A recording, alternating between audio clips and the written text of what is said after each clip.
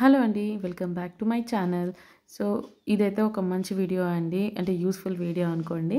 ఇది పేరు ఏంటంటే అంకసముద్ర బర్డ్ శాంచురీ అనమాట.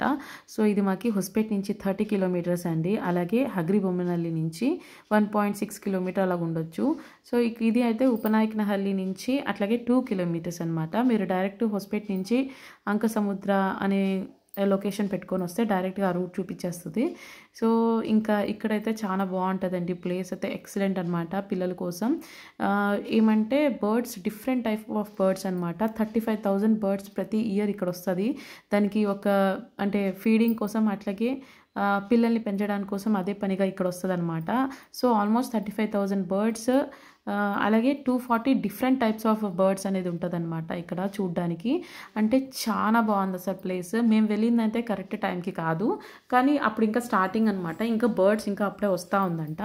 సో ఇది మెయిన్ మనకి అక్టోబర్ నుంచి మార్చ్ లోపల మీరు వస్తే మాత్రం చాలా బాగుంటుంది చూడ్డానికి.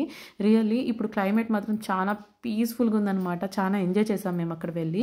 కానీ అక్కడ ఫుడ్ అవన్నీ ఏం దొరకదండి. సో మీరు పిల్లలతో వెళ్ళేలాగుంటే ఆల్మోస్ట్ వాటర్, ఫుడ్ అవన్నీ తీసుకొని వెళ్ళండి. పిక్నిక్ అయితే ఎక్సలెంట్ ప్లేస్ అనమాట, చాలా బాగుంది. సో ఇప్పుడు మామూలుగా బర్డ్స్ నిడిచేసి కన్నా లోకల్ బర్డ్స్ కన్నా చాలా అక్కడ ఉంటావంట. అలాగే ఇంకా నీటి కుక్కలు, మళ్ళీ చిన్న చిన్న ఫిషెస్, 9 టైప్స్ ఆఫ్ ఫిషెస్ ఉంటుందంట అండి. సో దానికి ఇవన్నీ ఫీడింగ్ అనమాట. అలాగే సేఫ్ ప్లేస్ అనమాట పక్షులకి. సో ఆల్మోస్ట్ అన్ని పక్షులు ఇక్కడ వచ్చి స్టే చేస్తుందంట అండి. అలాగే ఇది గవర్నమెంట్ నుంచి మనకి ఇది బర్డ్ శాంచురీ రిజర్వ్ అనేది 2017లో డిక్లేర్ అయిందనమాట. సో ఇక్కడ ఆల్మోస్ట్ మేమంతా చాలా కేర్ఫుల్గా వింటున్నాము, ఎందుకంటే దాని గురించి తెలుసుకోవాలని, ఎన్ని టైప్స్ ఉంది ఏంటి అనేసి. సో అలాగే మీరు తెలుసుకుంటారని దీంట్లో పెడుతున్నాను అనమాట. అక్కడ మనకి వెళ్ళంగానే పైన వ్యూ పాయింట్ అనేది ఉంది కదా, అక్కడ మీకు వెళ్ళంగానే బైనాక్యులర్ అనేది ఇస్తారండి. సో మీ దాని నుంచి మీరు చాలా క్లియర్గా చూడొచ్చు అనమాట. సో ఇక్కడైతే మా లెక్చర్స్ మేమైతే చాలా సీరియస్గా వింటున్నాము. సో మా క్యాంప్లో ఇదొక పార్ట్ అనమాట, మాకు బాగా నచ్చింది. సో చాలా సేపు ఫొటోస్ అవన్నీ దిగినాము, చాలా ఎంజాయ్ చేసామన్నమాట. సో మీకు గన లైక్ అవుతుందనేసి ఈ వీడియో అయితే పెడుతున్నాను.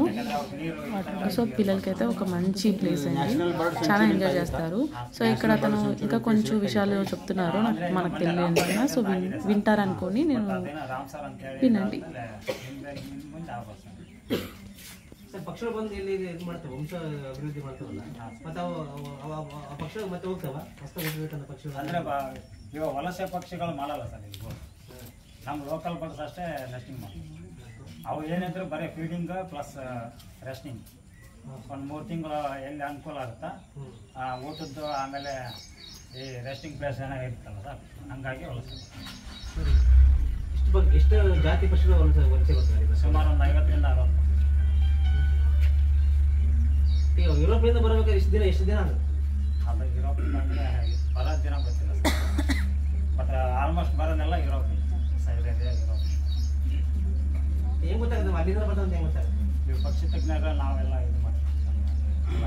ಅವು ಪಕ್ಷಿಗಳು ಇಲ್ಲೇ ಬರ್ಲಿಕ್ಕೆ ಕಾರಣ ಏನು ಸರ್? ಏನು ಇಲ್ಲೇ ಬರ್ಲಿಕ್ಕೆ ಕಾರಣ ಫೀಡಿಂಗಿಗೆ ಬ್ಯಾಕ್ ವಾಟರ್ ಇದೆ, ರೆಸ್ಟಿಂಗಿಗೆ ಇಲ್ಲಿ ಮರಗಳಿದೆ, ಹಂಗಾಗಿ ಜಾಸ್ತಿ ಇಲ್ಲ. ಫುಡ್ ಶೆಲ್ಟರ್ ಎರಡು ಇದಲ್ಲ,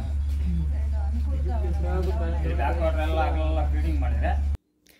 సో ఈ ప్లేస్ అయితే తుంగభద్ర నదిది బ్యాక్ వాటర్ అనమాట, చాలా బాగుంటుంది.